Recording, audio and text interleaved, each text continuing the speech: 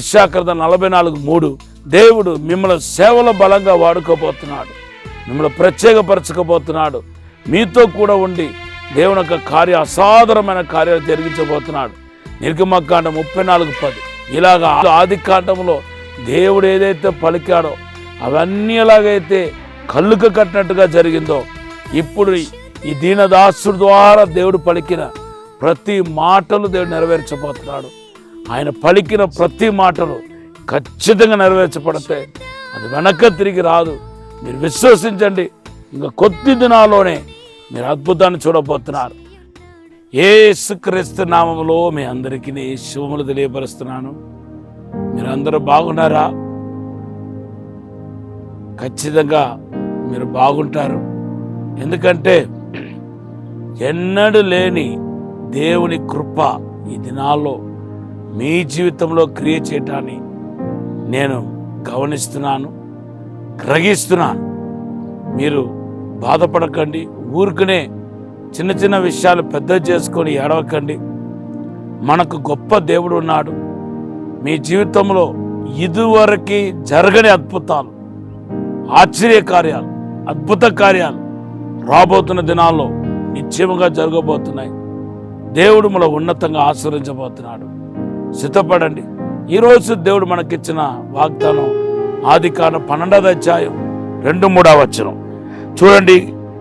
గడిచిన 2 నెలలకు పైపడిగా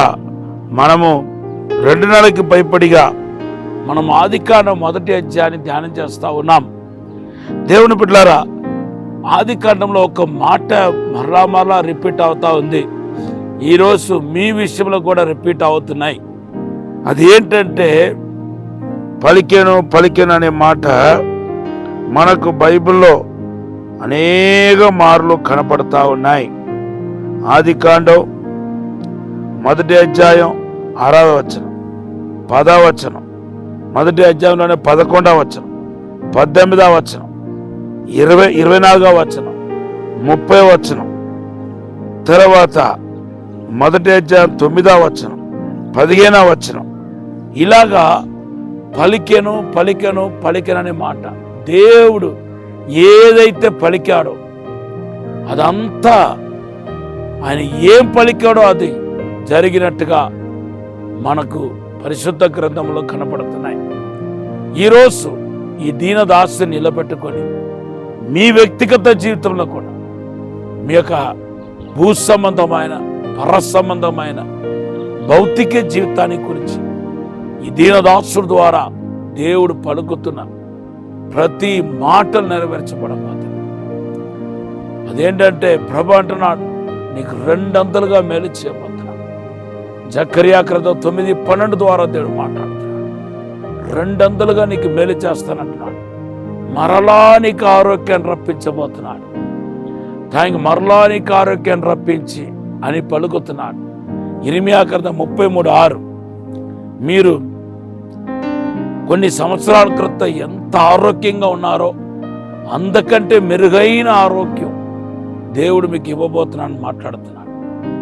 అంతేకాదు, పడిపోయిన దావీదు గుడారాన్ని నేను ఎలాగైతే తిరిగి కట్టానో అలాగే నీ జీవితంలో పడిపోయిన సమస్తాన్ని, కూలిపోయిన సమస్తాన్ని తిరిగి కట్టబోతున్నానని పరిశుద్ధాత్మ దేవుడు మాట్లాడుతున్నాడు.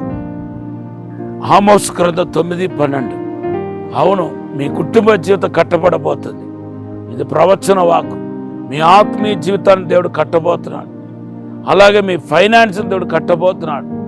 మీ జీవితంలో ఎవరెవరైతే భయంకరమైన కోలుకోలేని తేలుకోలేని దెబ్బలు అనుభవిస్తూ ఉన్నారో మీ అందరికీ చెప్తున్నాను, దేవుడు మనల్ని ఆశీర్వదించబోతున్నాడు.